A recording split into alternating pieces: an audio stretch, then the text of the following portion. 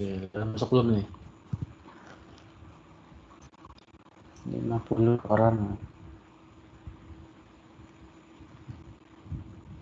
Oke. Udah pada masuk semua belum?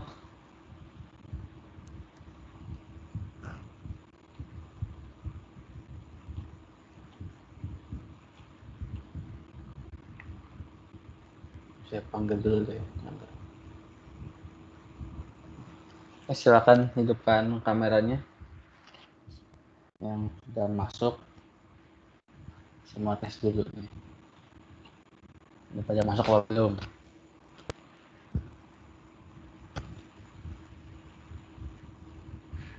Yo, monggo.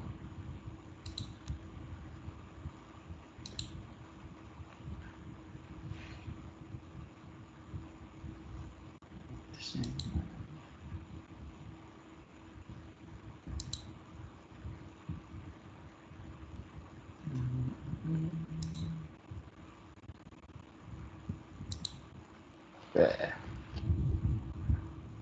Kelihatan ya, udah bangun berarti ya. Mana yang lain nih?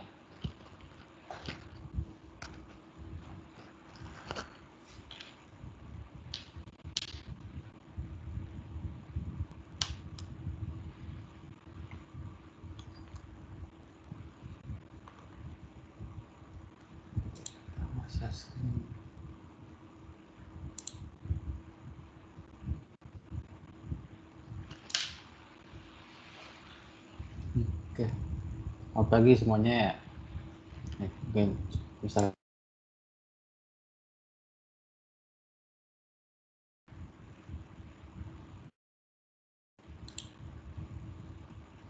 Tunggu, salah. Oke. Ada nggak share screen-nya?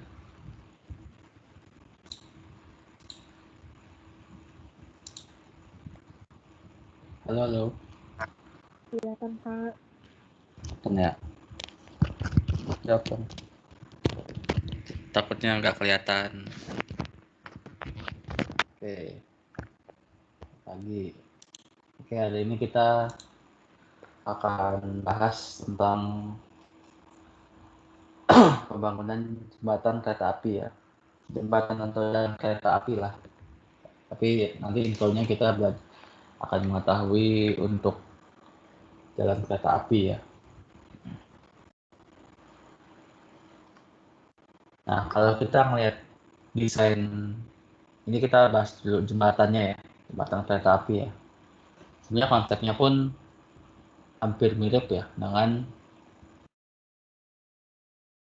biasa ya. Dalam artian ya sama-sama jembatan tapi fungsinya berbeda. Yang ini untuk jalur kereta api ya. Tapi kalau kita melihat secara desain ya sama ya, sama-sama punya yang panjangnya. Nah ini kalau kedalaman desainnya ini adalah elevasi, ini ada profil memanjang ya, profil memanjang dari si jembatannya nih. Ini aslinya nih. Nah, jadi semakin turun, ini sungai. Nah ini garisnya adalah sungai lalu ke atas. Makanya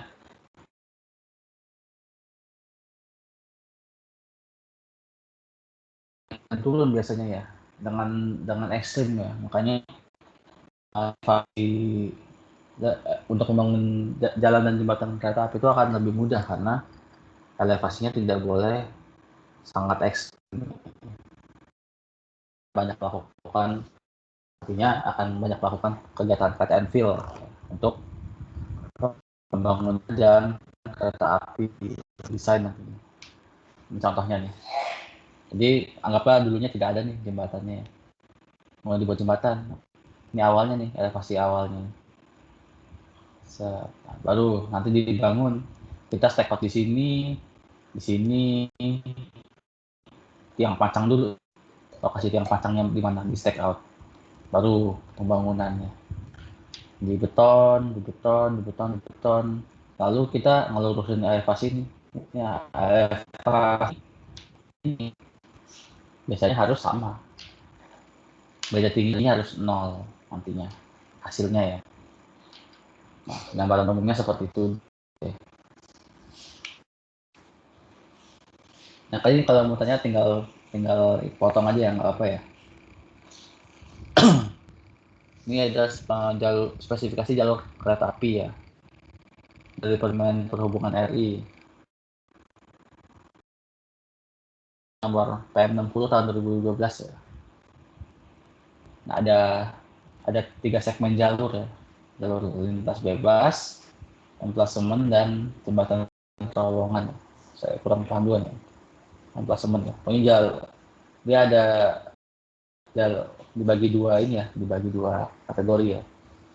Jalur yang lurus dan lekung ya. Artinya tidak boleh lebih dari 800 meter ya. Biarnya jalur lengkung kereta api itu tidak boleh lebih dari 800 meter R-nya.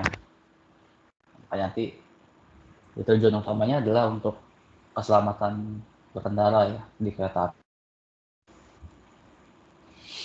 Ini ya anggapannya lebar relnya 1435 mm ya, asumsikannya. Lalu ada juga minimal 2,35 meter di kiri kanan aks jalan rel. Jadi lebarnya segini. Dalam kereta ini ya biasanya bentuknya trapesium gitu ya kalau kalian perhatiin. Nah, bentuknya 2,35 meter tuh kanan kiri itu harus bebas ya, tidak ada halangan. Karena lebar kereta api itu sekitaran 2,35 meter harusnya. Lalu juga emplasemen sama jembatan terowongan. Jalur lengkung ya. Adanya kalau R-nya 300 minimal 2,55 kiri kanannya. Kalau lebih dari 300 minimal 2,45 kiri kanannya harus clear ya. Tidak ada halangan apapun. Begitu juga emplasemen dan jembatan terowongan ya. 2 meteran lah pokoknya semuanya. Sekitar 2 meter, 2 meter setengahan lah. Jadi di jalur kereta kanan boleh. Pak, ini ada share Ya, screen. halo. Pak. Ini ada share screen-nya nggak, Pak? Hah? Ada share screen-nya nggak sih, Pak? Ada Van. Ada. Kelihatan nggak makanya? Terlihat, Pak. Sinyalnya Kelihatan Pak. nggak? Pak. Oh, sinyalnya ya. Sinyalnya kan tuh, Pak. Saya kaget juga. Maaf, Pak. Nah, itu sinyalnya si siapa sih?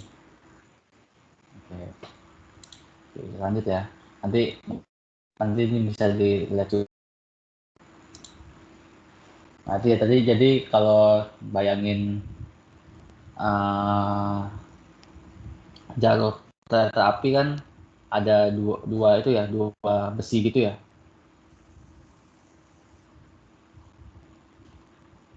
Pernah ngeliat jalur kereta api nggak? Pernah Pak. Pernah, Pak. Oh ya, ini ya. Jadi gini. Jadi ini relnya. Jadi di kanan kiri ini 2 meter 2 meter. Nah, ini harus clear ya, tidak ada apapun nih. Kenapa harus clear? Karena nantinya kereta itu akan menutupi semua badan jalan ini. Sepanjang jalan ini ada kereta.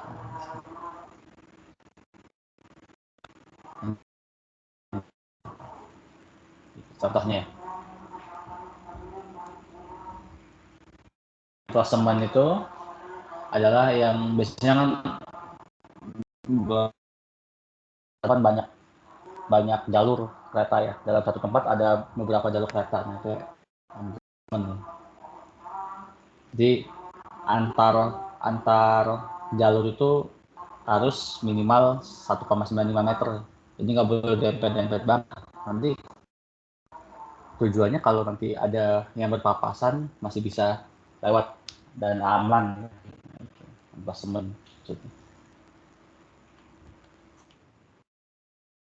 Terus ada juga lantai penentu ya. Ada kelas jalan relnya juga ya. Kelas 1, kelas 2, kelas 3, kelas 4, kelas 5. Mungkin kelasnya ini tergantung dari jenis keretanya nah.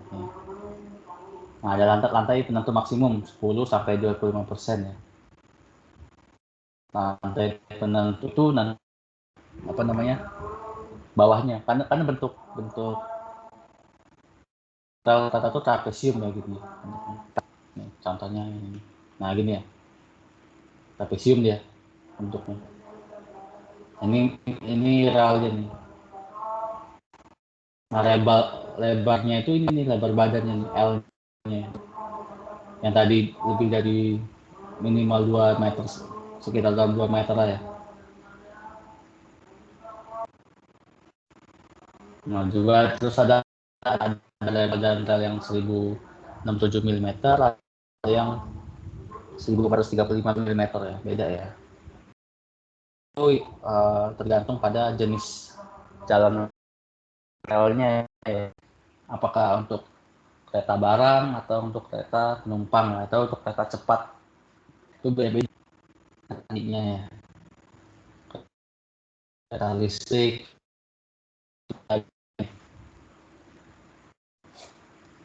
itu juga spesifikasi jalan itu, kelas jalan itu tergantung juga sama daya angkut lintas ya.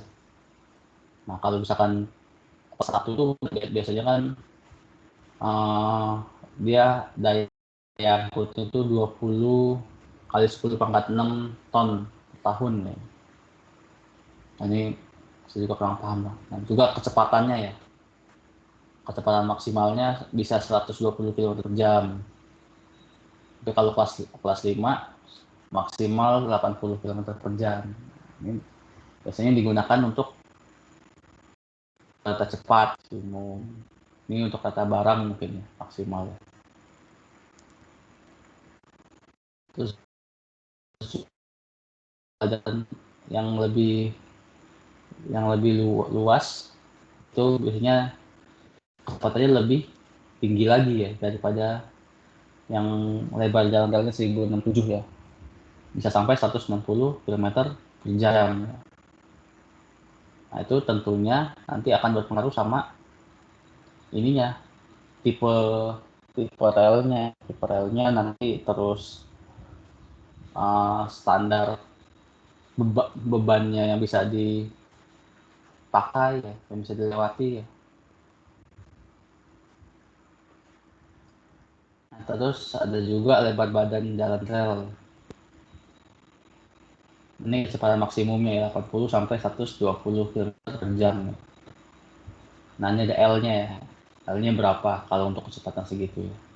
Kenapa diatur? Ya, nanti lagi-lagi untuk keselamatan berkendara ya, kereta apinya ya. Kalau misalkan nantinya kurang dari ini, nah nanti misalkan nih penampang rel ganda nih, ada 2 ya, kanan yang satu ke sana, yang satu ke sini. Nanti kalau tujuannya ada L ini adalah nanti agar jika si kereta berjalan bersamaan, yang satu ke arah sini, satu ke sana, nanti tidak saling bertabrakan, tidak saling bersenggolan. Makanya diatur ini soal ini. Karena kereta pun tidak stabil juga ya, kadang goyang kanan goyang kiri ya. Nah, juga ada ini contohnya lebar badan jalan rel mengacu pada gambar berikut ya. Ini contohnya ya. Jadi rel itu untuk membangun jalan kereta itu tidak hanya trapesium sini saja ya, tapi lantainya pun ya harus diatur ya. Harus ada drainase, harus turun ke bawah. Kenapa? Karena nanti rel ini kan kalau kalian sering merhatiin di sini kan beton ya. Sini beton atau tanah yang kuat. Nah, sini baru nanti pas apa namanya? Batu-batuan ya di sini, batuan kerikil gitu ya. Nah, baru di sini ada jalan relnya. Ini relnya, ini batu-batuan, di sini baru beton. Makanya nih betonnya harus kuat juga nantinya ya.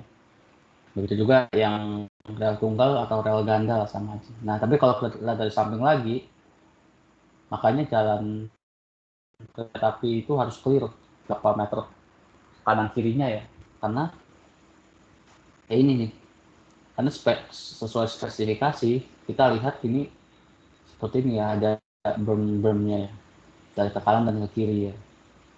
Nah, makanya kalau kalian sering lihat di film atau di YouTube ya, kecelakaan di Indonesia itu yang jalur kereta apinya biasanya dia mepet banget ya, mepet banget dengan perumahan ya, kanan kirinya sudah dekat banget sama perumahan ya. Nah, itu sebenarnya tidak sesuai spek ya, karena akan membahayakan kereta dan membahayakan orang di sekitarnya.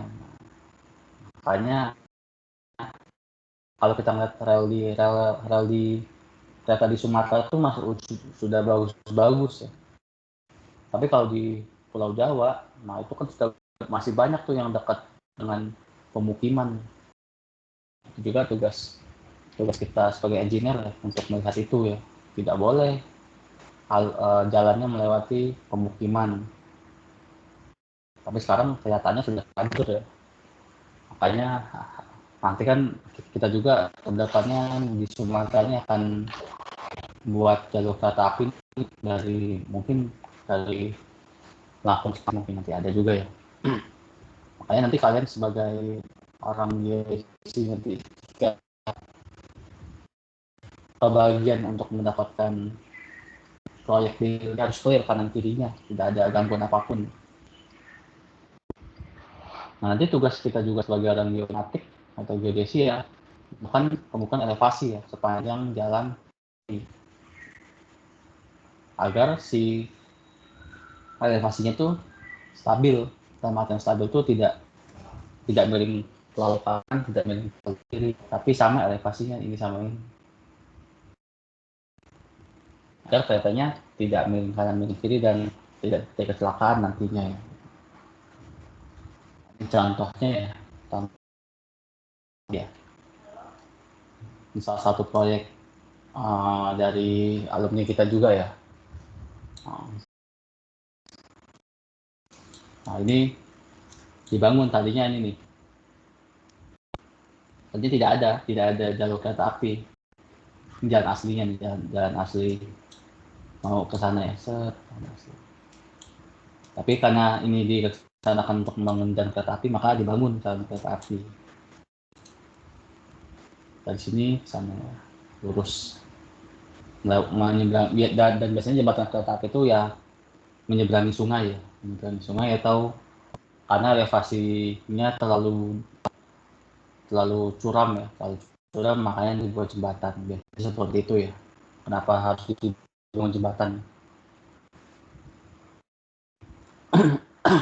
Dan pekerjaan ini adalah pekerjaan yang lama ya, karena elevasi di sini dan di sini harus sama nantinya ya. Nah, itu yang namanya proses alignment vertikal nantinya, stakeout alignment vertikal ya, karena si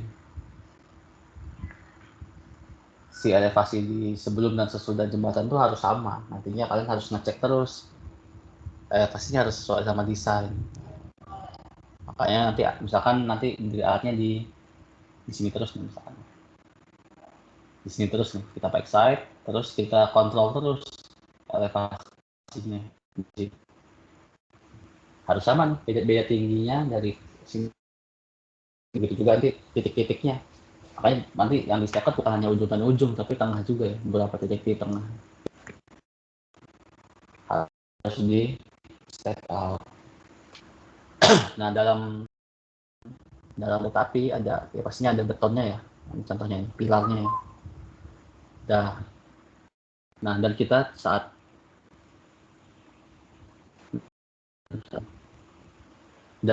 pun saat melakukan pengukuran dalam pembangunan jembatan, nah kita harus melakukan stack out pilar ini ya, di ujung-ujungnya ya. Nah, jangan sampai nanti lokasi jalur kereta apinya tidak lurus ya, artian stack outnya salah, nanti malah jalurnya bukan lurus gini tapi sininya takutnya kan dari ujung ke ujung tidak ketemu ya, tidak ketemu lurusnya ya. Dan ini harus lurus ya, kalau gambarnya ini lurus banget ya, tidak ada yang belok-beloknya. Nanti kalau nggak stack-nya nggak benar ya ini nggak ketemu ujung ke ujung. Ya boleh. Mau bertanya Pak, Halo. untuk yang pilar itu dalam penerapannya stack OT nanti itu kan tentu saja terdapat kesalahan gitu ya Pak. Nah, batasan minimum kesalahan dari stack OT itu berapa derajat atau berapa detik gitu ya Pak? Nah, kalau stack out sebenarnya kan kita punya ketelitian alat ya. Kita kan punya ketelitian itu berapa detik gitu ya. Sebenarnya kesalahannya pun ya pasti ada kesalahan. Tapi ya itu kan tetap diusahakan seminimal mungkin ya. Dengan minimal kita melakukan kontrolnya. Jadi misalkan kita stack out pilarnya kan ada gambar yang lebih bagus kayak gini. Nah ini contohnya.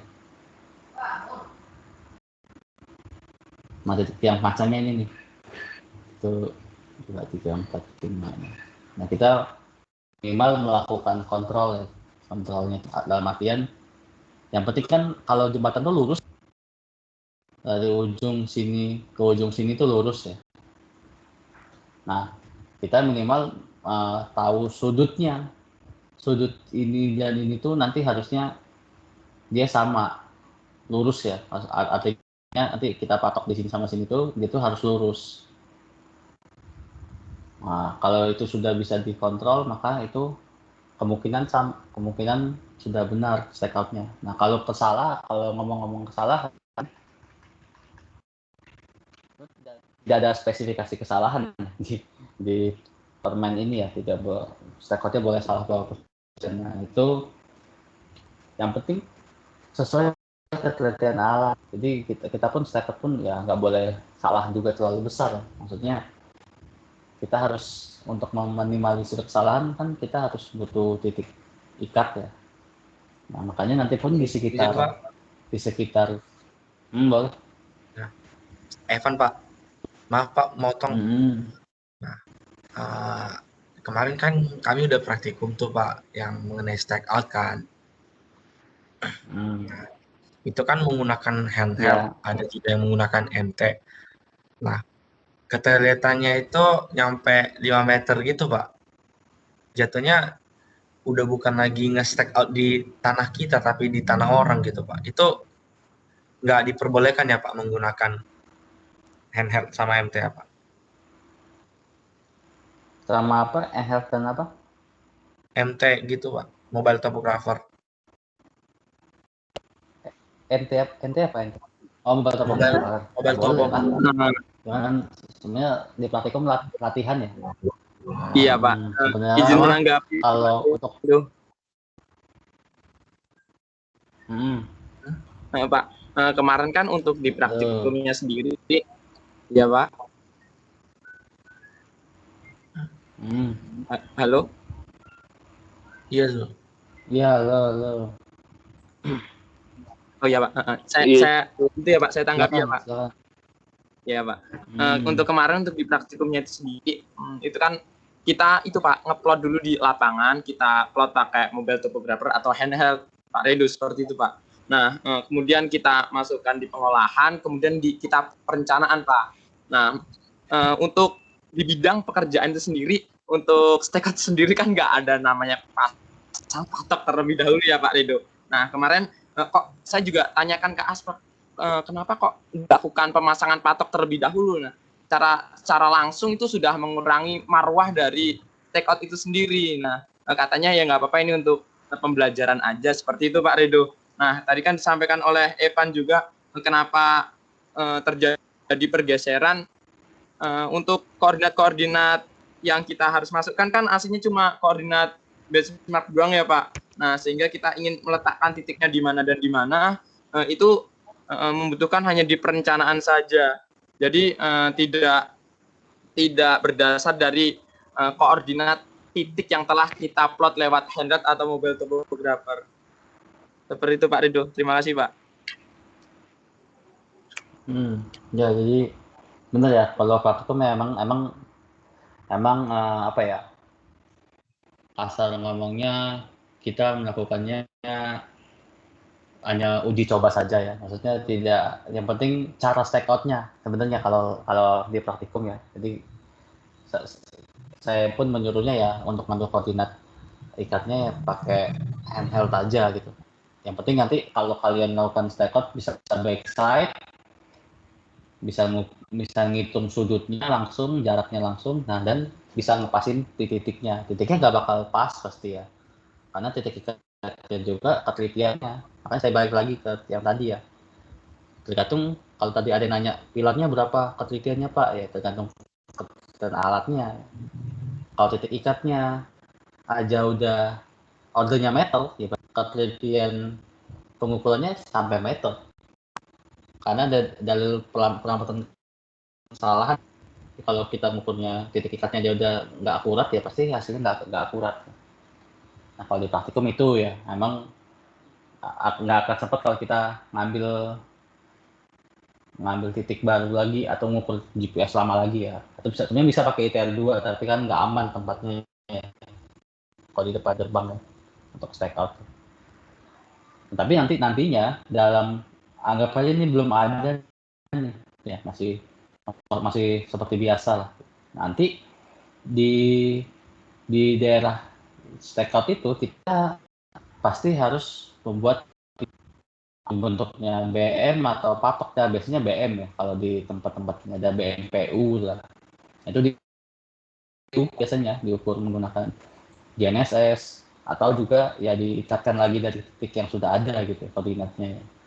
Nah itu dengan catatan adalah koordinatnya punya koordinat dan desainnya mempunyai sistem koordinat. Balik lagi ke situ ya. Kadang kan kalau orang sipil ya, orang sipil buat desain tuh pasti dia membuatnya dengan koordinat lokal. Nah, jadi kita pun harus melakukan konversi ya kalau kita ingin memudahkan ya. Jadi kalau kita nantinya koordinat desainnya lokal hanya dikasih ini misalkan. Nah, tidak ada koordinat XY-Z-nya misalkan. Z-nya ada mungkin ya, tapi lokal juga gitu. Kita harus melakukan konversi ya, atau pembuatan BM-nya pun kita membuat desain juga. Kira-kira kita membuat titiknya di bagian mana dari desain jalannya ya. Jadi kalau misalkan ini udah dibangun nih, di sini udah dibangun semuanya, hanya jembatannya yang belum. Jadi dari sini sampai sini belum misalkan. Nah kita buatnya di pelurusan ini aja titiknya. Kita buat misalkan sudah 90 sini, jaraknya sekian. Nah berarti nanti titik ini kita hitung juga berapa sudutnya. Di sini berapa sudutnya, berapa jaraknya. Dari sini berapa, sini berapa ke sini. Jadi tidak harus juga menggunakan koordinat yang ada nantinya ya di lapangannya ya. Sebenarnya kalau idealis kita kan harus ada sistem koordinat semuanya. Semua desain itu harus punya UTM-nya, koordinat UTM atau koordinat geografisnya. Nah, nggak semua orang sipil tahu soal itu. Nah, ini tantangan juga untuk kita ya sebagai orang geodesi, gimana mengedukasi orang sipil kalau semua koordinat itu harus ada sistem koordinat ya, karena mereka masih pakai lokal aja ya, karena memudahkan mereka ya. Nah itu ya, tapi kalau misalkan desainnya sudah ada koordinat ya gampang, sudah ada koordinat UTM-nya atau koordinat geografisnya ya, ini sudah ada desainnya, di sini sudah ada, sini sudah ada ya. Jadi kita tinggal berdiri di tempat yang asal, tinggal buat BM atau buat patok ya, yang tidak diganggu orang. Kita ukur GNSS dengan teliti, statik diferensial atau statik lama lah, yang statik yang lama pengukurannya, atau PPP bisa juga ya, yang ketelitiannya bisa sampai senti atau mili lah minimal. Nah, baru kita buat titik 2 titik backside, baru kita ukur sudut jaraknya untuk stack out. Nah, maka ketelitian yang dihasilkan pun ya senti atau mili nantinya gitu. Nah, mungkin itu jawabannya ya. Nah, makanya di praktikum kemarin itu sebenarnya yang penting kalian tahu caranya dulu stack out-nya. Makanya hasilnya pun ya harusnya tidak, kalau tadi Evan bilangnya terlalu jauh, nggak mungkin. Kalau kalian stack out-nya salah, jarak dan sudutnya salah ya berarti pasti salah lokasinya dan cara stack out-nya salah ya. Minimal pun kalau salah ya masih order meter sampai sentimeter salahnya gitu. Karena titik ikat yang dihasilkan pun ya titik ikat dari head kan 3 meter ya, 3 sampai 5 meter ya, itulah kesalahannya, radiusnya di 3 meter sampai 5 meter stack out-nya. Kalau kalian titik ikatnya segitu. Jadi itulah yang bisa saya jawab ya sementara ya. Jadi nanti kalau jalan di jembatan kereta api itu ya BM-nya satu atau dua lah mungkin, lebih biar enak bersetnya ya. Iya, Pak. Cet. Dan pekerjaan stack out itu harusnya dilakukan dalam 1 hari. Nah, kenapa 1 hari? Misalkan satu titik ikat ya, atau titik ikat. Kita harus utara magnetik tuh. Nah, tergantung kompas juga. Kalau kompasnya teliti ya enak ya. Itu kalau kompasnya mengandalkan kompas yang murah atau kompas HP, nanti utaranya bakal beda-beda tuh. Itu pasti kejadian di lapangan nantinya ya. Makanya proses stack out itu harusnya dilakukan 1 hari. Tok langsung stack out untuk jembatan. Tapi kalau untuk dan untuk ini juga ya, sepanjang jalan kenangan nih, jalur katanya ya, kita stack outnya pun buat titik bantu di pinggir sini buat titik, sini buat titik lagi, sini buat titik lagi, sepanjang jalan yang ingin dibangun kereta. Nah itu ya, makanya proses stack out itu sebenarnya penting nantinya di konstruksi itu. Pekerjaan itu nggak jauh-jauh dari stack out deh. Stack out horizontal sama stack out vertikal. Stack out vertikal itu untuk agar elevasinya sama dengan desainnya. Gitu ya. Nah, ini pilar. Makanya boleh. Silakan. Pak, mungkin untuk meningkatkan efisiensi dalam kerja dalam stack out, mungkin untuk koordinatnya digunakan koordinat lokal ya Pak. Soalnya kemarin itu untuk penginputan dengan koordinat geodetik atau UTM itu kan sangat merepotkan Pak Rido, menurut saya sih Pak. Ya Pak. Ya itu makanya itu berarti mindset Iskandarnya masih kayak orang sipil ya berarti. Iya Pak. Lokal lebih mudah, emang lebih mudah di lokal ya maksudnya. Tapi nanti tidak bisa diaplikasikan ke berbagai bidang. Nah itulah masalah kita di Indonesia ya. Tidak bisa, makanya untuk mencapai cita-cita BIG satu peta itu ya nggak akan bisa, masih susah ya, karena orang berkepentingan maunya pakai koordinat saya, maunya pakai peta saya gitu, tidak ada konversinya, karena zaman dulu pun ya semua dipakainya lokal gitu. Tapi kalau untuk nantinya pun di lapangan pasti lokal ya. Atau nanti kayak gini nih tadi ya, untuk gimana caranya ngelurusin ini sama ini misalkan. Bisa kamu tinggal beli alat dekat sini, tembak si flat vector yang di sini, ya udah sudutnya harus sama di sini. Itu lurus berarti. Paham nggak maksudnya? Muncul nggak? Kan kita mau jalan ini sama ini harus lurus ya. Nah, kita tinggal beli alat di tengah sini, terus tembak flat vector di sini, kunci horizontal, kunci vertikal, lari ke sini. Ke sini. Nah ini harus lurus, sudutnya nggak boleh berubah. Nah itu nanti di lapangan bakal begitu ya, jadi nggak harus semuanya di stack out dulu. Ini stack out, nggak gitu juga gitu ya. Nggak se-idealis itu ya nantinya di lapangannya. Tapi nantinya tinggal kunci vertikal, kunci horizontal, tembak ini ya udah jalan sini. Oh lurus nih pas, patok sini, oh patok lurus, masih lurus, selama si teropongnya masih menembak si reflektor, nah itu masih lurus. Paham nggak maksudnya? Jadi kita tinggal diem aja tuh, liatin teropong. Kalau nanti dia jalan, oh kurang ke kiri dikit. Nah, pas udah kiri, pas lurus itu. Nah baru dipatok, jalan lagi ke berikutnya ke sini. Udah tembak lagi, baru mainin zoom aja tuh, mainin zoom in zoom out aja kan, fokusnya. Kiri dikit, kanan dikit, oke pas, patok, lari lagi ke sini. Nah, nantinya di lapangan begitu ya, kita tidak ngitungnya dari sini misalkan, kita ngitungnya lurus dari sini aja, agar ini lurus ya gitu aja caranya, dia di tengah sini, baru nanti lari sini sampai ujung. Nah, udah kalau sudutnya masih sama ya pasti lurus ya, kita set 0 aja, set 0 di sini, nanti baru jalan sini lurus, udah lurus itulah. Begitu juga ini, gimana caranya ini sama ini lurus ya udah tinggal dilihat di sini patoknya, sini sudah dipatok, lurusin sama ini, berarti ini sama ini sudah lurus kalau sudah sama sudutnya gitu. Kalau jalan lurus lebih enak cara step up-nya gitu. Tapi kalau harus belok segala macam ya pakai cara yang kemarin ya.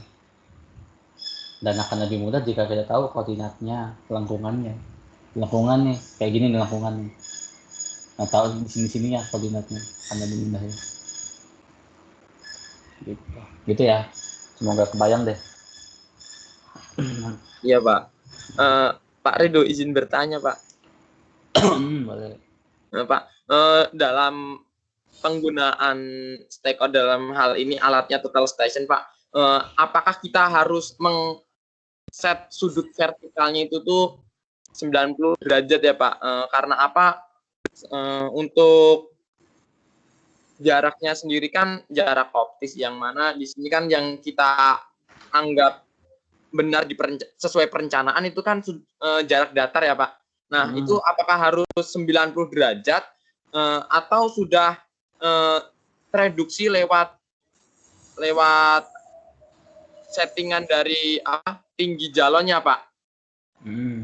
Ya Pak. Sebenarnya kalau TS itu kan keistimewaannya itu bisa menghitung jarak datar, jarak vertikal, SD, VD ya, jarak vertikal sama slant distance sama horizontal distance ya, gitu ya. Iya Pak. Selama kita masukin si tinggi jalon dan tinggi alatnya benar, itu selama itu ya, benar ya. Oh iya. Jadi secara otomatis kita bisa dapat jarak datar kalau kita masukin tinggi alat sama tinggi jalonnya benar gitu.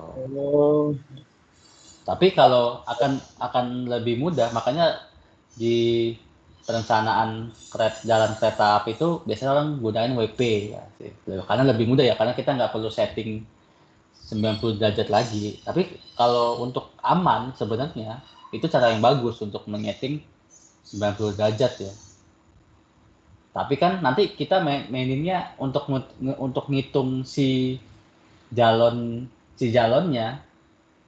Jadi udah set nih, udah centering ya. Kan centering kan kita nggak tahu ya, nggak bisa mengatur centeringnya mau berapa tinggi gitu ya. Paham ya maksudnya? Jadi kita misalkan centering tingginya cuma 1,6 lah misalkan, karena saya pendek misalkan cuma 1,4 misalkan. Ya udah centering sudutnya mau dipasin nih 90. Kan susah juga tuh ya ngepasin sudut vertikal sampai 90,00,00 lah. Susah ya. Sama-sama harus kita akui ya. Harus susah banget tuh mau pasin ke 90-nya. Harus gerakannya harus tipis banget. Oke. Pakai perasaan Pak mungkin Pak. Pakai perasaan yang dalam, harus sabar-sabar lah Pak. Oke, 90 bisa pas gitu ya. Kita kunci vertikal, kunci horizontal. Tapi untuk mempertahankan 90 derajat itu susah juga. Maksudnya ada, apalagi di konstruksi ya. Di konstruksi itu alat berat itu selalu bekerja gitu. Kita nggak bisa nungguin tuh ya alat outbound nggak boleh kerja, gue lagi stack out nih, nggak mungkin ya. Pasti mereka jojong aja ngeruk-ngerukin mereka ini. Nih, mereka ini pasti nggak bakal berhenti kerja, ngeruk ini, ngeruk sana, cut and fill segala macem ya. Kita ngukur aja gitu. Nah, sudut horizontal dan vertikal itu sangat susah. Nah, harus kita akui ya, karena getaran dikit sudutnya berubah pasti. Nah, itu juga yang nantinya bakal ketemu di lapangan ya. Gitu. Makanya nantinya pun akan sulit untuk mengapasin sudut vertikalnya. Makanya ada ETS. ETS itu bisa dapat sudut horizontal dan vertikal. Sudut horizontal. Slant distance sama horizontal distance, SDHD. Gitu. Dan pun kalau kita misalkan ya 90 derajat nih mau pasin biar jalannya. Nah, kita ingin targetnya agar akan susah ya. Kan tes itu kalau vertikalnya dikunci kan nggak bisa ke atas ke bawah ya. Sedangkan kita harus nembak si jalon untuk dapat nembak jalon untuk si mendapatkan untuk tahu jaraknya. Nah, nanti kita naik turunin jalon sama aja kerjaannya ya. Enggak? Kita harus naikin turun jalon. Jadi kalau kita nembak tiang jalon nggak bakal dapat jaraknya. Iya, Pak. Jadi mau jalannya kerja 2 kali ya udah kanan kiri, jalannya naik turun. Nah, susah kan. Jadi mubazir gitu. Makanya orang lebih senang kalau untuk pelurusan jalan itu pakai WP, tapi di WP ngitung jaraknya ribet. Jadi kalau untuk pelurusan jalan sini ke sini biasanya orang pakai WP ya. Karena kita centering sudah pasti 90 dan kita nembak si rambu ukur. Tinggal ukur aja tuh, tinggal hitung jaraknya. Berapa tuh rumusnya? 2 kali 100 kali benang tengah apa kalau lupa saya juga. Nah, tinggal hitung itu, oh jaraknya sekian, 100. Tapi masih lurus. Ya, gitu. Tapi susahnya nggak bisa centering di tempat si ini ya, pasnya ya. Bisa deh, bisa. Tetap bisa deh kita setting ya di tengah sini gitu. Nah, mungkin tuh emang semoga kebayang deh yang lain deh. Bukan cuma yang cowok-cowok aja. Iya, Pak. Mungkin yang cewek-cewek? Terbayang. Mungkin nanti bisa menjadi bahan penelitian, Pak. Tadi yang disampaikan oleh Pak Rido untuk terkait jarak yang didapatkan dari WP dan jarak distance lewat laser lewat TS gitu mungkin, Pak. Mungkin bisa jadi bahan penelitian perbandingannya nanti, Pak. Boleh. Tapi sudah banyak sebenarnya ya. Mungkin untuk tingkat itunya lebih ke WP jarak yang didapat dari WP atau TS, Pak Rido? Boleh nanti kita ngobrol kalau misalkan ada yang minat gitu ya. Nah, kemarin juga ada yang mau KP di kereta api nih, siapa Eko sama Indah kalau nggak salah ya. Nah, itu nanti kerjanya bakal begitu loh. Mungkin ada Eko sama Indah di sini. Mana? Iya, ada Pak. Eko nggak? Eko sama Indah. Nah, nanti kerjanya begini kok. Bakal nggak jauh-jauh dari sini ya. Jadi kaliannya kerjanya nanti akan stack out vertikal, stack out horizontal. Jadi ini juga saya majuin materinya ya, untuk kamu sama Indah nih. Mungkin nanti KP-nya dipercepat, nggak tahu ya. Nah, nanti kerjanya begini, sepanjang jalan itu ya kita harus melakukan stack out panjang jalan keretanya, terus nanti kalau jembatan ya pilar-pilarnya di stack out ya. Terus nanti nyesuaiin elevasi sama desain elevasi ininya nih. Ini harus berapa elevasinya, ini harus berapa.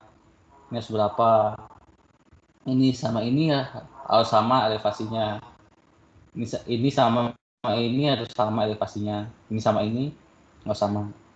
Dan itu sepanjang jalan kereta.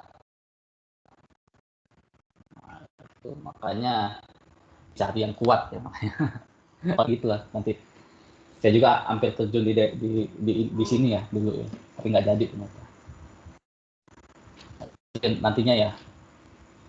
Jadi ya makanya dari apa ya? Mungkin dia juga sama siapa pemetaan teoretis? Sama Bu En apa sama Bule ya? Bule ya Pak. Bule ya. Semoga Bule dulu ngajar bahwa untuk survei dan pemetaan itu nggak harus dengan konsep yang diajarkan di kelas ya. Jadi kita pun dengan memanfaatkan alat kita tuh bisa apa? Bisa mengukur apa? Sudut, jarak. Nah, kita manfaatkan itu ya untuk dunia engineering ya. Tadi nggak harus mengukur sudut, rumus ini. Nah, kalau kita bisa meluruskan sesuatu dengan TS ya itulah dengan mudah ya, kita dilihat sini, tembak sini, ya udah lurusin. Nah, udah luruslah itu. Atau mau buat sudut 90 sini sama sini gitu. Udah tinggal tembak backshot di sini, buat sudut 90, baru jaraknya berapa di sini. Ini kan kotak ya, kalau kita lihat dari atas ya. Kotaknya. Kita misalkan cuma dikasih di jarak ini, kita harus take out ini ya misalkan. Tapi nggak tahu berapa, kalau lihat kalau sini set 0 9 derajat, baru jaraknya berapa. Nah ini pasti kotak bentuk, pasti bentuk 90 derajat ya di sini. Gitu ya, jadi kebayang gitu sense matematikanya gitu. Itulah ya kita. Nah kalau sudah, tapi ya itu emang teori ya, nantinya di lapangannya pun harus terbiasa dengan adaptasi dengan seorang. Jadi nggak hanya kita belajar di kelas, Pareto begini, kata Pareto gini, atau kata Bolea begini cara mengukurnya bla bla bla. Nah, kalau dan itu masih masuk akal bagi kita secara matematika, nah itu masih bisa dipakai. Gitu ya. Jadi kita juga harus adaptasi dari ilmu di lapangan. Mungkin nanti merasakan, semoga nanti di kehidupan nyata. Oke. Ya, silakan. Ini kan kemarin kan stack out-nya itu ya Pak. Jadi seperti yang biasanya itu stack out itu new job, jadi menggunakan job, tapi kemarin tuh langsung Pak, sehingga untuk nantinya untuk pada pengolahannya itu inputnya itu kalau misalnya new job itu kan bisa di ini ya Pak, dari data itu di ekspor gitu. Input. Iya. Kalau di tes itu kita bisa input koordinat ya. Terus? Ya, nah, tapi lain halnya kemarin stack out itu jadi hidupkan alat. Nah, langsung gitu Pak. Jadi berbekal dari perhitungan sebelum memulai stack out aja gitu Pak. Jadi masih ngambang juga untuk yang terkait new job atau menyimpan job atau input dari koordinat dari yang sudah kita ada gitu Pak. Oke, saya bisa jawab ini. Ini ya, apa namanya, kita tuh pekerjaan di konstruksi itu saya bisa bilang tidak ada persiapan ya. Kenapa saya bilang tidak ada persiapan? Karena kita harus melakukan stack tuh saat butuhkan ya. Karena kita kerjanya sambil mengkonstruksi ya. Jadi misalkan mau konstruksi jalan, konstruksi bangunan, jembatan segala macam. Jadi kenapa saya menyuruh asisten juga untuk tidak pakai new job segala macam, harus masukin koordinat di TS segala macam, karena pekerjaan kita nantinya di itu tidak akan sempat untuk melakukan input gitu. Jadi kita tidak sempat ngeliat desain segala macam ya, karena kita biasanya pekerja pun hanya sedikit ya, maksudnya hanya sedikit itu kalau di awal sebelum dibangun konstruksinya iya banyak touring, pembuatan kontur, pemetaan untuk kontur, terus untuk stack out lantai kerja gitu ya, stack out yang pancang. Nah itu mungkin masih sempat kita melakukan input koordinat ya. Maksudnya kita input koordinat pancangnya, koordinat as jalan. Gitu. Nah, tapi kalau nantinya sudah yang pancangnya udah berdiri, as jalannya sudah kebentuk. Nah, kita stakeout-nya itu tidak pakai project lagi, tidak pakai program di ETS lagi, tapi sudah mengandalkan bacaan sudut sama jarak doang. Nah, makanya saya di praktikum tuh sebisa mungkin kalian harus menghitung dulu stakeout-nya, sudut dan jaraknya berapa gitu. Jadi kalian punya mindset yang bagus nantinya ke depan bahwa kita itu nantinya tidak harus memakai tidak harus. Jadi jangan kaget nanti kalau kita bisa nih praktikum pakai Topcon OS, DT segala macam. Dikasih merek Leica, dikasih merek Sokia, dikasih merek Cina apa TS-nya. Nah, itu bahkan beda set job-jobnya gitu. Set new job, add file segala macamnya akan beda. Nah, kalian nggak akan sempat untuk belajar alat lagi kalau sudah di lapangan. Tuh. Di praktikum pun ya saya nyuruhnya ya manual ya. Maksudnya manual ya kalian sudah ada koordinatnya, hitung dulu berapa jaraknya, baru lihat minimal kalian tahu di atas menu untuk menunjukkan sudut horizontal vertikal sama SDHD gitu. Sempat belajar itu doang lah. Tapi kalau untuk belajar set project segala macam akan sulit ya. Kecuali kalian punya alat sendiri. Nah, jadi kalau kalian mau project, kalian yang survei atau anak buah kalian yang survei misalkan nanti ya. Nah, kalian alatnya bawa sendiri. Ini saya punya alat sendiri buat ngukur. Saya sudah hafal, sudah hatam alatnya. Itu boleh. Nah, jadi gitulah yang saya jawab ya. Jadi mindset kerjanya, jadi nggak harus pakai project gitulah, nggak harus input koordinat. Toh koordinatnya juga kalau dimasukin nanti tidak sesuai juga ya, gitu. Sama aja. Gitu. Oh iya Pak. Gitu ya.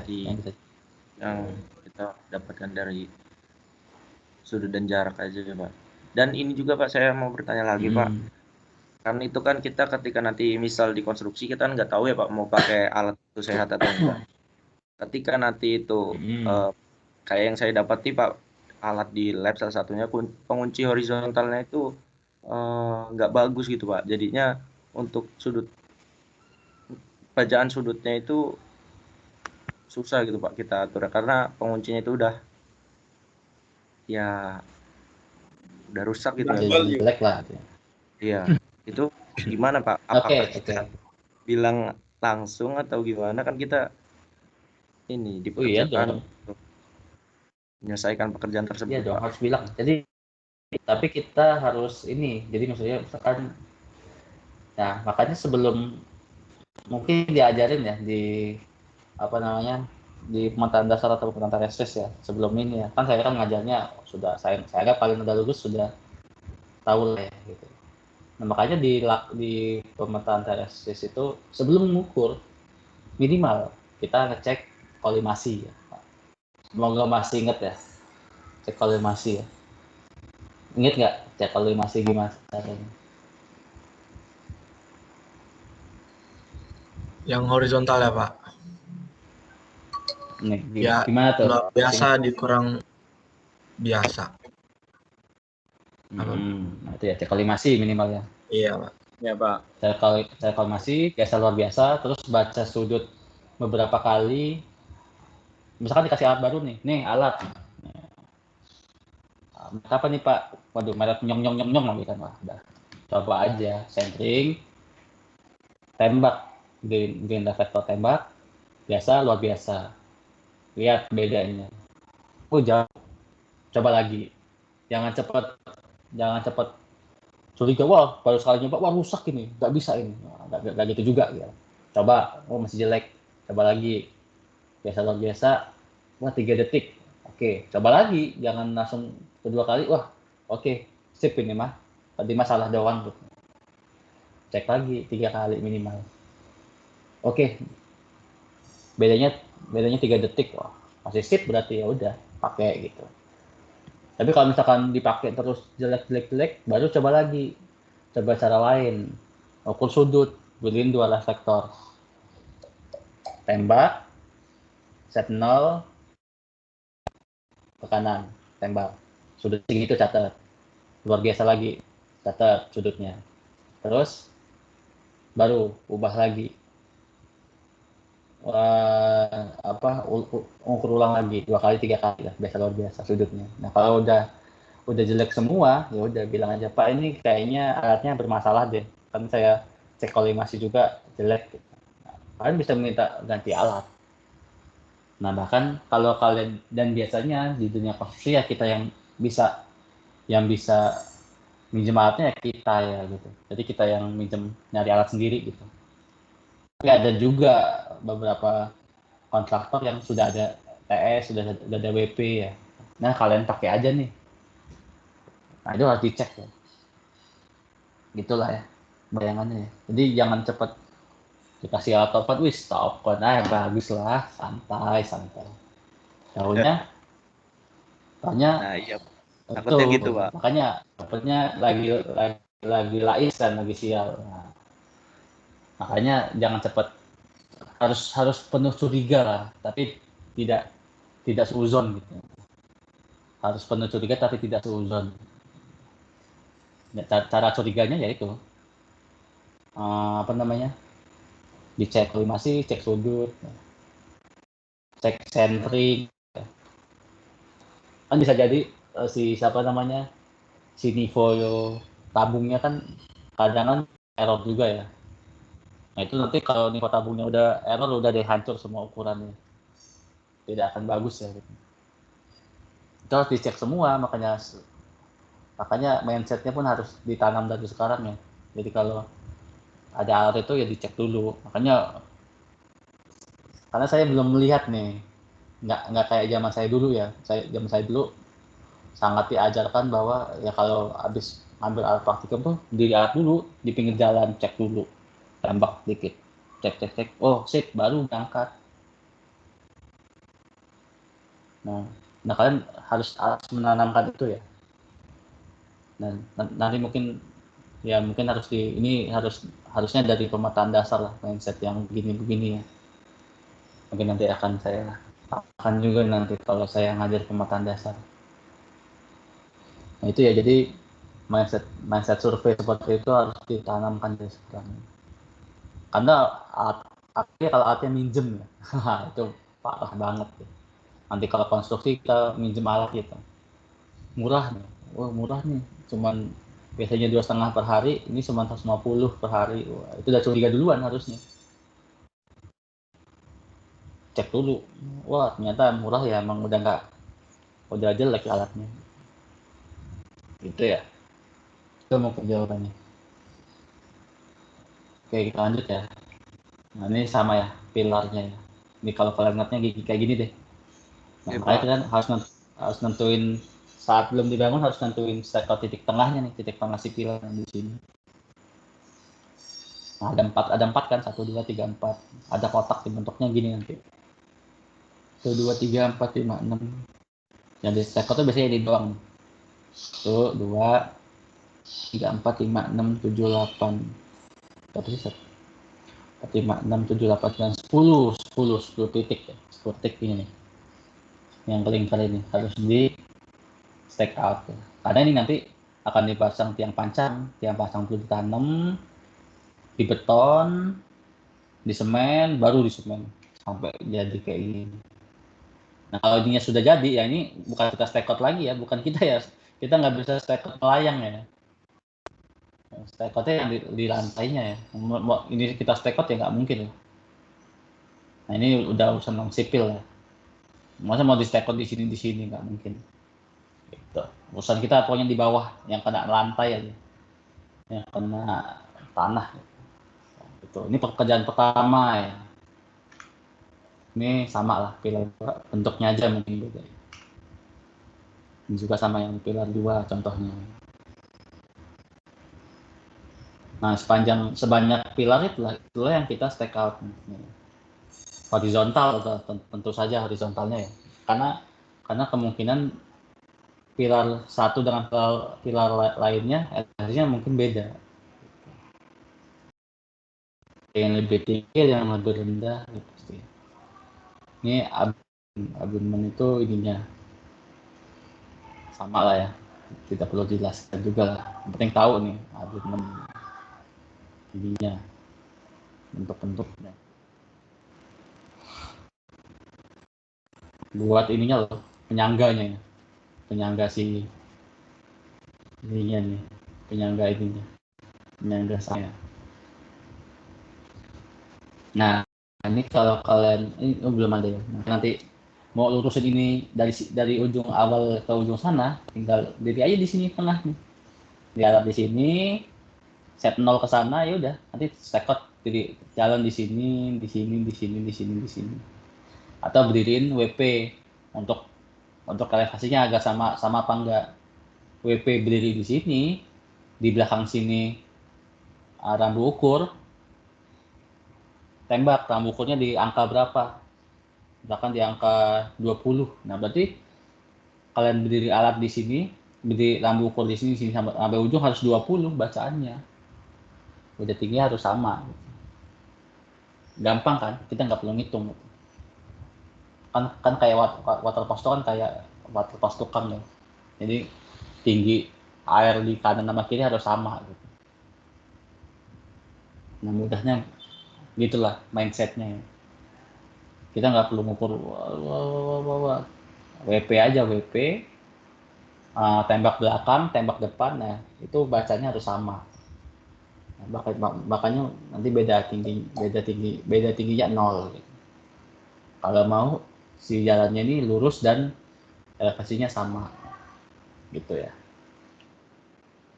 Nah, pekerjaan survei konstruksinya ya, tadi udah jelaskan sih beberapa ya. Sekot titik pancang, jembatan sementara itu mana ya? Ada gambarnya nggak? Oh ini nih, jembatan sementara tuh ini nih. Karena kita harus syaratnya harus bolak-balik nantinya. Terus titik pancang penyangga jembatan, bore pile tuh untuk yang pancangnya ya. Terus staket bangunan beton, abunmen, pilar, dan segala macamnya lah. Staket bangunan betonnya. Makanya pekerjaan di jalan, jembatan itu ya stack out. Makanya praktikum lapangannya minimal stack out lah, kalaupun alhamdulillah masih boleh praktikum kemarin.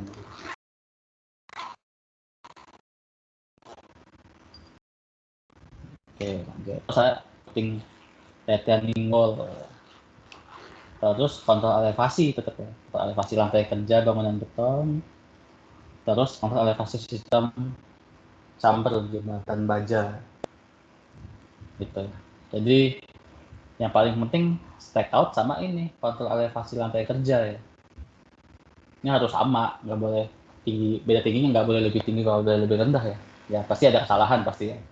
Kalau dibilang pasti nggak mungkin 0 lah Pak, ya nggak mungkin lah, pasti ada kesalahan. Tapi ya ordernya mili kalau bisa ya. Kalau sampai ordernya senti bahkan meter ya udah pasti bobrok pekerjaannya ya.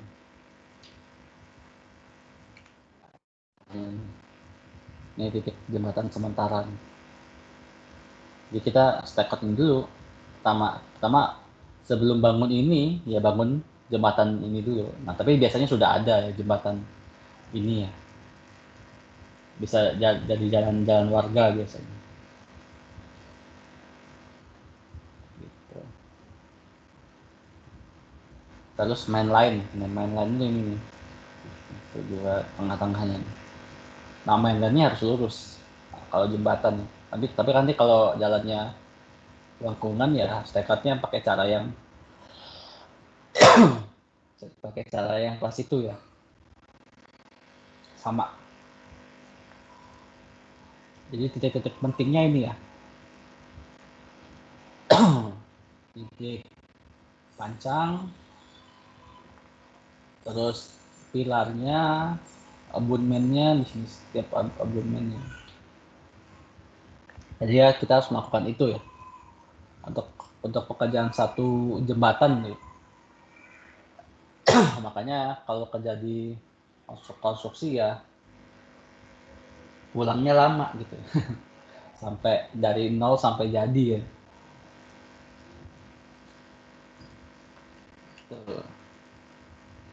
Terus ya pekerjaan selanjutnya ya pengukuran detail situasi ya untuk volume timbunan tanah itu juga ada ya. Untuk dapat detail situasi sebelum jembatan pun ya harus kita lakukan sebelum dan sesudah ya. Terus ada cross section sungai, kemudian menentukan kedalaman yang pancang di sungai ya, kan ada sungai ya di sini ya. Nah jadi kita harus tahu nih, biasanya survei detailnya ya kudu nyebur ya, pakai jalon ya.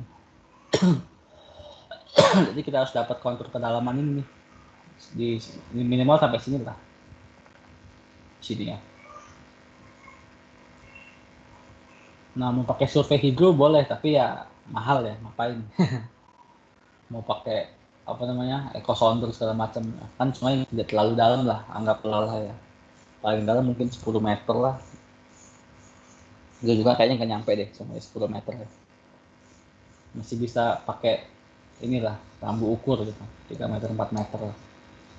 Diukur dan tujuannya ya biar tahu si yang pancangnya harus ditanam berapa ke dalam. Nah untuk urusan gimana Pak nanamnya Pak ke sungai ke laut ya, itu urusan orang spill ya. Kita punya stack code aja, tapi stack code pun ya nanti di sini kita harus nanam ini ya, nanam patok ya, tapi patoknya tinggi nanti biasanya pakai bambu biasanya. Oh di sini cocoknya nih bambu itu di daerah sini di sungainya gitu.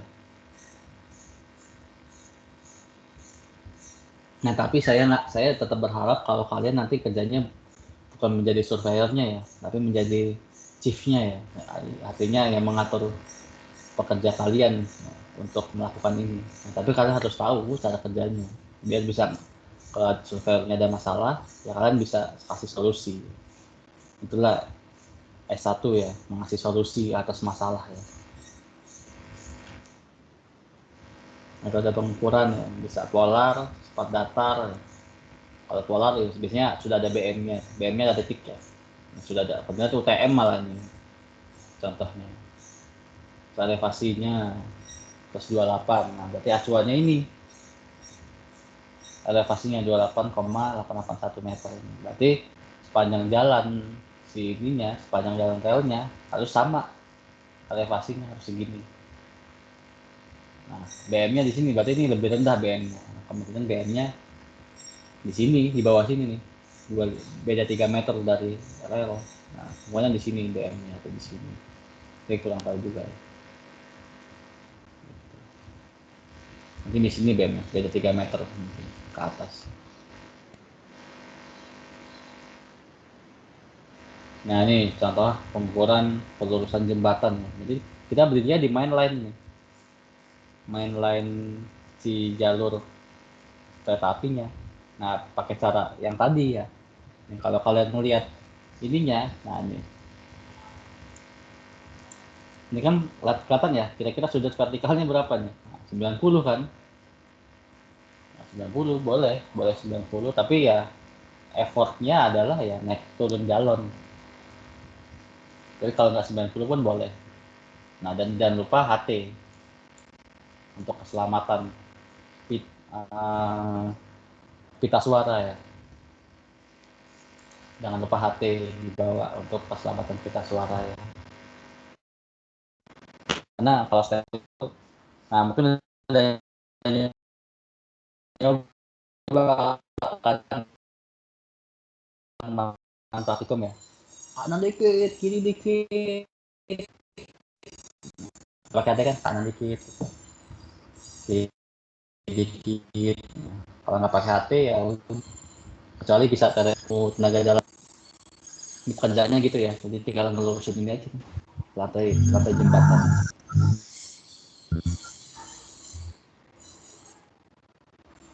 Nah ini juga nih. Nah ini apa nih kira-kira pengukuran chamber? Nah ini dilakukan untuk mengukur si beda tinggi ini nih, kanan sama kirinya. Nah ini beda tingginya pun harus 0 ya. Jadi jalannya rambutnya di sini tembak, di sini tembak. Ini harus sama, beda tingginya harus 0 sepanjang jalan jembatan. Gitu ya. Di setiap ini bantalan relnya. Nah ini juga ya. Nah, pokoknya yang paling ribet ya ini pekerjaannya. Dan juga harus bisa nih centering di tempat beginian. Nah, makanya saya suka sebel sama teman saya atau sama mahasiswa kalau ngomong, Pak centeringnya susah. Nah, aneh ya. Centering tuh makanya dibuat kaki 3 itu ya untuk centering agar lebih mudah ya, mau di tempat apapun. Nah kalau di sini nih, kalau kalian ngeliat centeringnya, nah, di mana centeringnya? Di bantalannya centeringnya. Saya pernah centering kakinya udah bentuknya aneh-aneh, menyesuaikan topografinya ya. Nah ini nge-cheat namanya ya, dia baca sentimeternya ya, bukan baca desimeter. Baca di sininya dia. Nah, oke. Untuk jembatan kereta api dan kereta api ya itu aja ya yang bisa saya jelaskan ya. Ada pertanyaan dulu sebelumnya? Puasaan masih lama-lama kuliahnya. Nah, silakan. Oh ya Pak, untuk ini kereta api ini titik ikatnya itu kita narik dari order lokal aja tadi Pak. Jadi biar efisien ya Pak. Kalau sebenarnya akan lebih enak kalau ada sistem koordinat ya, titik ikatnya. Tapi kalau misalkan pun nggak bisa, kalau misalkan nggak ada, kita buat titik ikatnya, atau tetap pakai tapi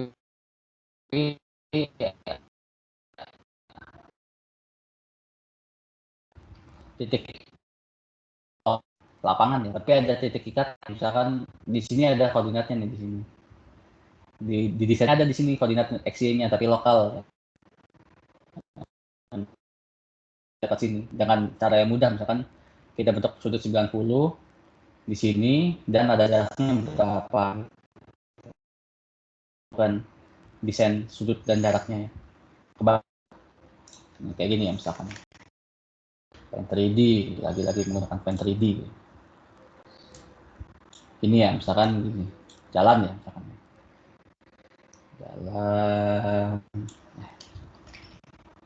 jalan di sini. Terus ada misalkan di sini ada tandanya di desain, misalkan tiang listrik, misalnya sini ada tiang listrik ya, gitu ya. Di tiang listrik itu lokal ada koordinatnya, x-nya misalkan 2, 3 misalkan, gitu ya. Misalkan aja nih, contoh aja.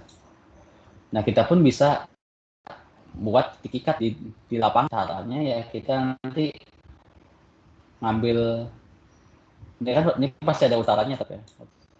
Atau ada 2 titik lah di sini,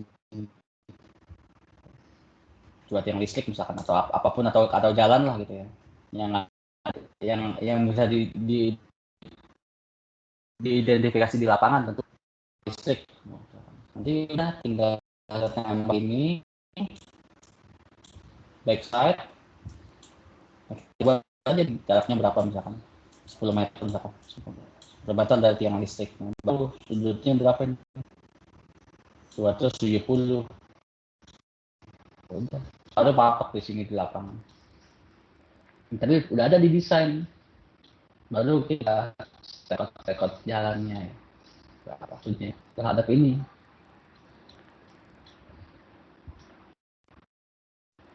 Gitu. Bayang nggak?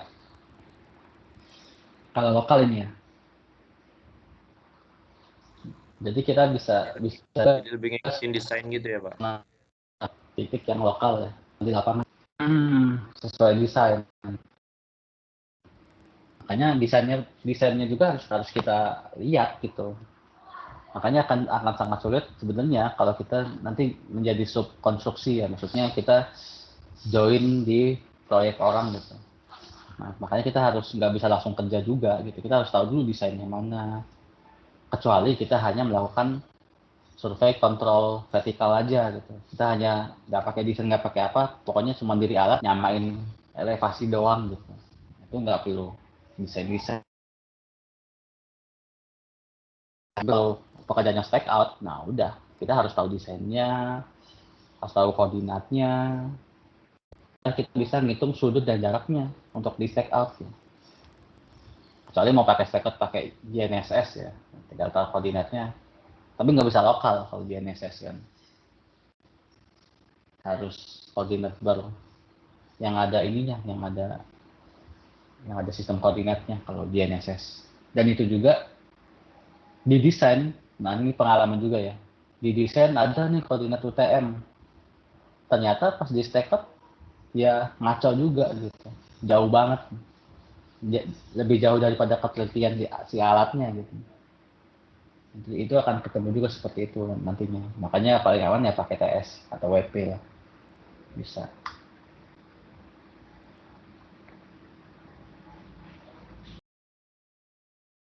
Gimana? Kebayang nggak? Oke, Pak. Bayang, Pak.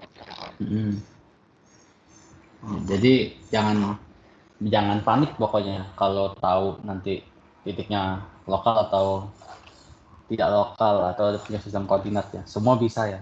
Ini nggak ada alasan, titiknya lokal, saya nggak bisa. Nah, nggak dipakai lagi nanti perusahaan kalian atau kaliannya. Makanya mindsetnya harus inilah, walaupun telat ya. Harusnya mindsetnya dari pemetaan teoretis atau pemetaan dasar. Tapi nggak apa-apa. Mungkin lupa ya. Nanti harus ada mindset seperti itulah. Kalau ngukur ya nggak harus sesuai teori ya. Maksudnya sesuai teori tapi yang di luar teori itu harus dapat matematikanya. Alatnya bisa apa? Nah, kita bisa dari alatnya bisa mengukur apa, baru kita gunain, kita aplikasikan. Oke, ada lagi sebelum kita berakhir ini?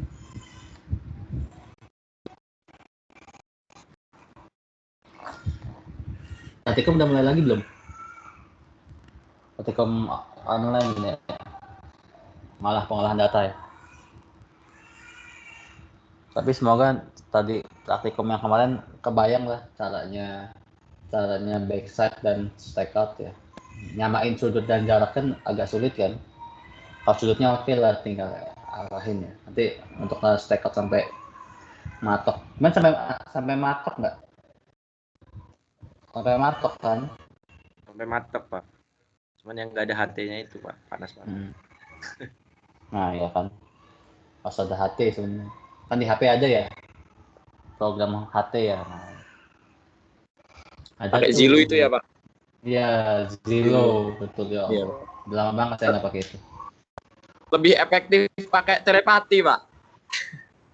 Nah, ya, kalau bisa telepati lebih hebat lagi berarti. Ayo, meko kanan, meko kanan. Tapi susah ya. Biasanya kan kalau telepati, ayo ke kanan dikit. Dia langsung set. Wih, hebat. Jadi biasanya dulu saya pas kafe juga pakainya Zilo ya. Tapi kalau proyek mah pasti ada HT ya, enak ya. Kanan dikit, kiri dikit. Di HT itu untuk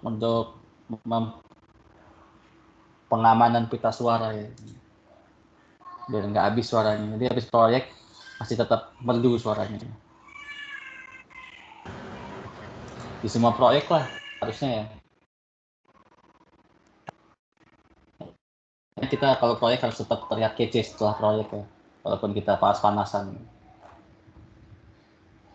Oke, kalau ada lagi boleh kalau mau tanya. Ya, nantinya kalian mau kerja di konstruksi atau enggak, ya itu nanti urusan kalian lah, pilihan jalan masing-masing ya. Tapi ya kalau di konstruksi ya kerjanya harus sabar ya, ngadepin orang ya. Karena orang-orang di luar itu nggak bisa kayak kita gitu ya. Nah, intinya harus ngomongnya harus santun tapi santuy. Nah, beda ya santun itu beda sama santuy ya. Kalau santuy kan ngomongnya asal-asal. Tapi kita ngomongnya santun tapi santuy. Nah, levelnya beda tuh. Kita harus santun, bagus tutur katanya, tapi harus santai. Nah, susah. Makanya communication skill penting ya. Kalau Pak Piping ya. Communication skill. Karena kita orang engineering itu yang kalau orang pintar tuh banyak ya. Bukan kalian doang yang pintar gitu. Orang ITB pintar, orang UGM pintar, orang IAIN juga pintar, orang UBL juga pintar. Nah, yang bedain ya skill berbicara dengan orang. Nah, dan harapan saya itu anak kita itu minimal pintar komunikasi skillnya bagus lah minimal. Kalau skill mah sama-sama aja kita, tenang aja. Oke, sip ya. Kalau ada yang mau tertanya lagi nanti boleh via WA, via apa. Kalau mau nanti siap-siap penelitian ya, soal yang lain boleh lah nanti ke beberapa dosen. Dan perlu diingat nggak hanya saya yang bisa ya gitu ya. Jadi pekerjaan beginian ya banyak yang bisa ya, nggak hanya saya, dosen-dosen. Jadi sangat terbuka untuk ngobrol-ngobrol soal TA, nggak hanya ke saya ya, ke Bu EN, Bu Lea lagi tumpul deh, Pak Satrio, Pak Jul, Pak Ulin, segala macam lah, semuanya bisa. Oke, makasih. Saya tutup ya. Silakan istirahat dan kuliah. Terima kasih. Wassalamualaikum warahmatullahi wabarakatuh. Waalaikumsalam. Waalaikumsalam Wabarakatuh. Terima kasih, Pak. Wabarakatuh. Oke, terima kasih. Sehat-sehat.